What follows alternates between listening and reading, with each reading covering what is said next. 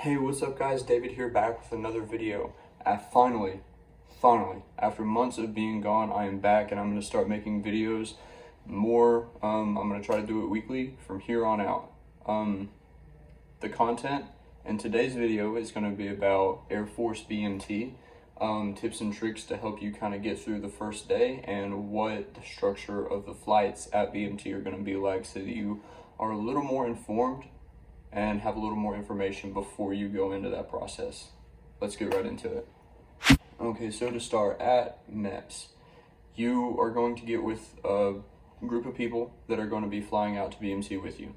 Now, these people that you're flying out with are not going to be your flight. Like, you may have one or two people that you ship out with, but don't get used to being around them because you're going to get completely mixed up after you get to Lackland Air Force Base. Okay, so you ship out.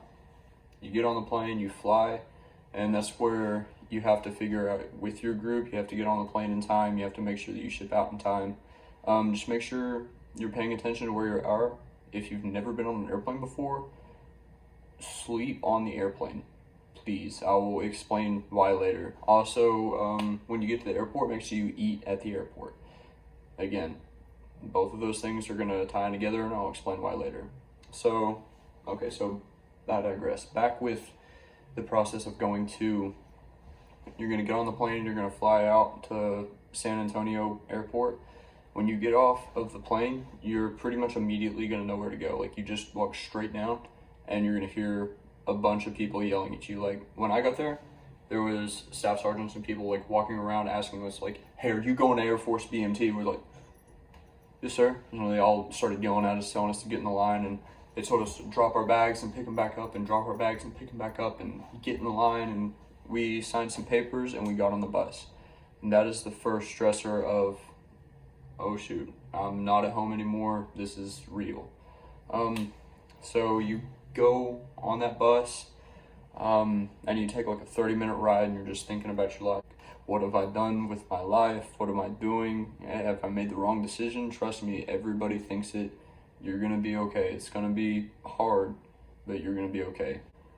Okay, so when you get to the Air Force Base, a staff sergeant or an MTI or somebody's gonna get on the bus and say that you have a certain amount of time to get off the bus, and then they're gonna get off. You grab your stuff, walk off the bus, and you're gonna get in the line. Again, they're gonna make you drop your bags, pick them back up, drop your bags, pick them back up, and then they're gonna take you into this big PRC.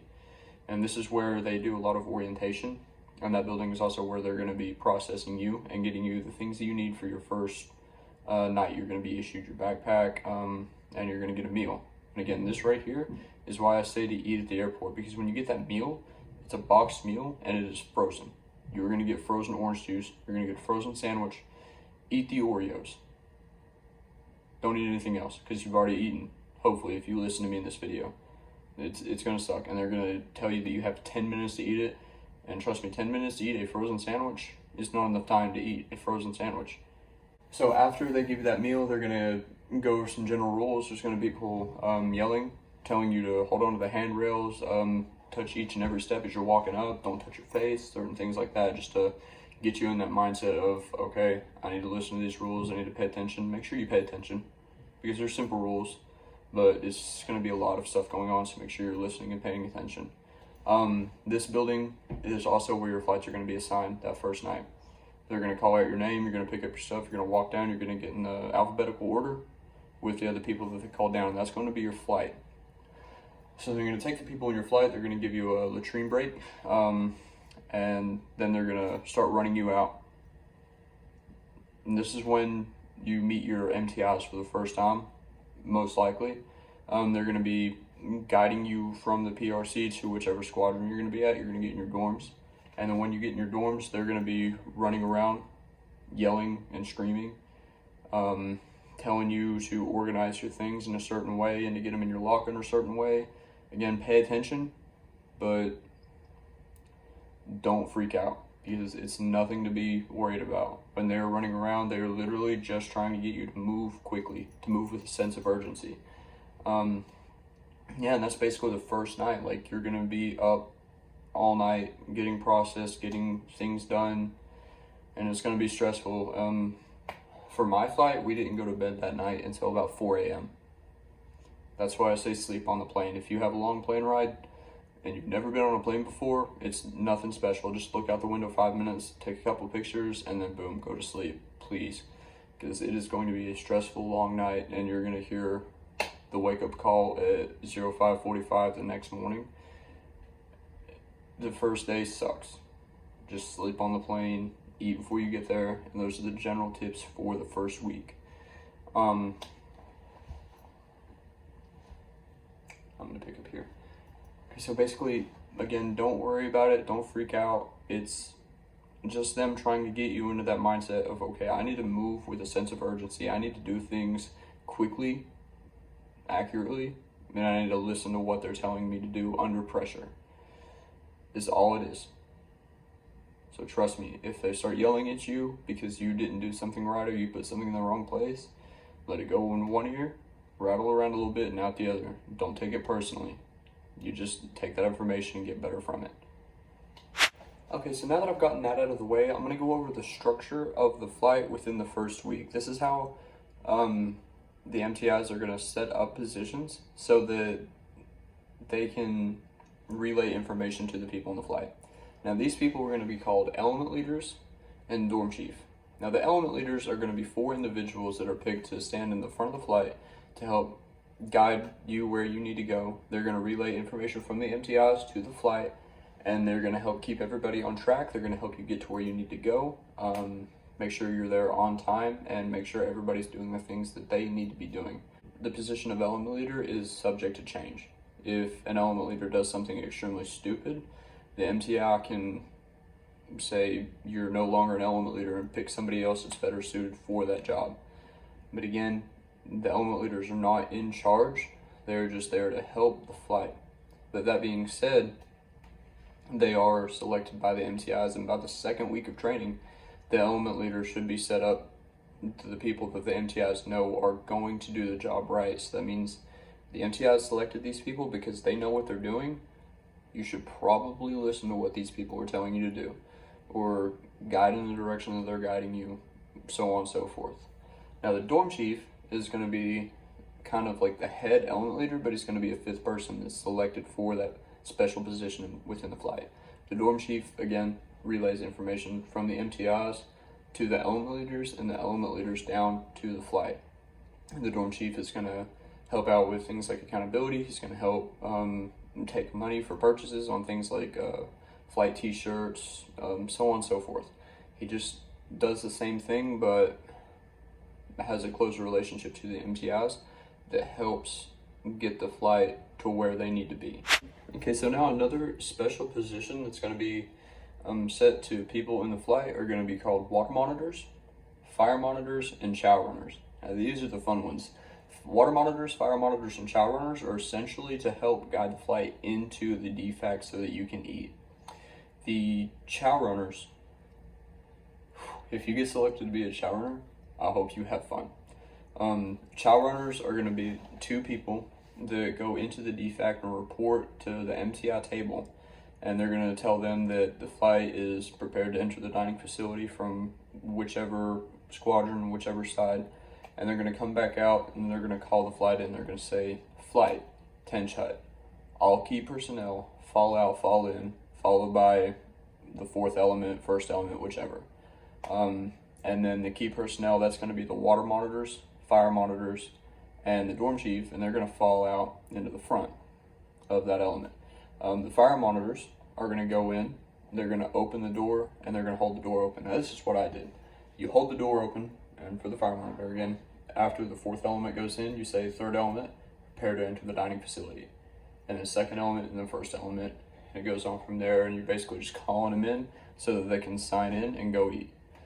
Now the water monitors are going to fall into the dining facility, and they're going to go behind the food bar, and they're going to fill up water cups. It's literally that easy. And the dorm chief, he falls out with the key personnel so that he can go to the front of the flight, and that he can stand there and he can post the flight and make sure that everybody goes through and everybody eats.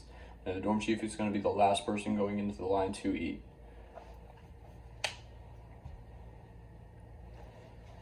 Now for the chow runners, after they've already reported to the MTIs, hey, the flight's ready to come into the dining facility and eat, they're going to go back in, report to the MTIs, and say the first trainees have entered the dining facility and signed in.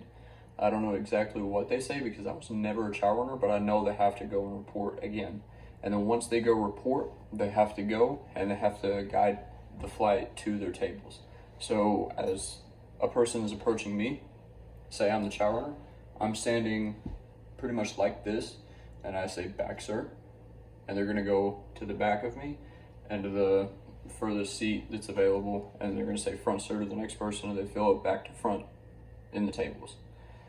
And then once the next chow runners from the next flight come in, they're gonna post you and you can go and follow out with your flight and eat. So that's basically for chow. I will give a disclaimer, the chow hall for the first couple of days is crazy because you're gonna be a little confused because people are gonna be yelling and screaming and you're gonna be looking straight forward and not really knowing what to do. Trust me, it's not that complicated and you will get used to it after a few days. It's not that bad. Okay, so now that we've talked about pretty much the first night, how the flight's going to be structured, the special positions that are going to be assigned to people on the flight, I'm going to quickly go over PT.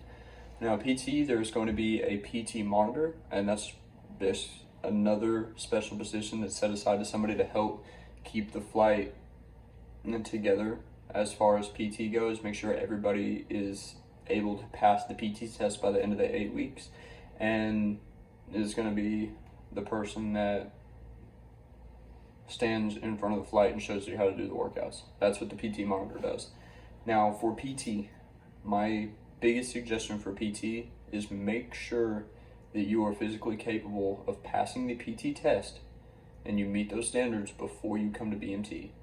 A big thing that I see in a lot of people is they're not physically fit and they end up getting injuries because they're not used to working out. They don't know how to work out, and they get put in med hold. And med hold is a place that you really don't want to be at in BMT because you're going to be there until they clear you. And it's going to set you back a few weeks of training and you're going to be there longer than you need to be. Before you come to BMT, please take your physical fitness seriously. Make sure you can pass that PT test before you come. It's not that hard or bad. Just make sure that you're used to the workout routines before you come. Aside from that, the PT actually isn't that bad. It's rigorous and it's every day and it's going to get you in shape pretty quickly. You have Monday through Saturday and you're going to be doing a strength day and then a run day. Strength day, I really can't remember all the workouts. I know you do a lot of push-ups. You do a lot of core workouts. Yeah, that's basically strength days. You get strong.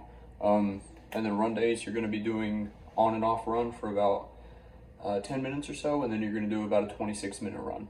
The 26-minute run, it may seem like a lot, but it's not that bad after you get used to it for a couple of weeks. And again, this is going to go into making sure you can pass that PT test before you come. Make sure that you know how to run because you're going to be running every day, and getting shin splints is something that you don't want to happen. Make sure you know proper running form and make sure you know how to breathe and things like that, etc. That's my advice and tips as far as PT goes. Okay guys, so I think that's going to be it for this video. If you have any questions, please leave a like and comment below, and I will try to get to them in the next video or explain them within the comments if I can. That being said, I hope you guys enjoyed the video, and I'll see you in the next one. Peace.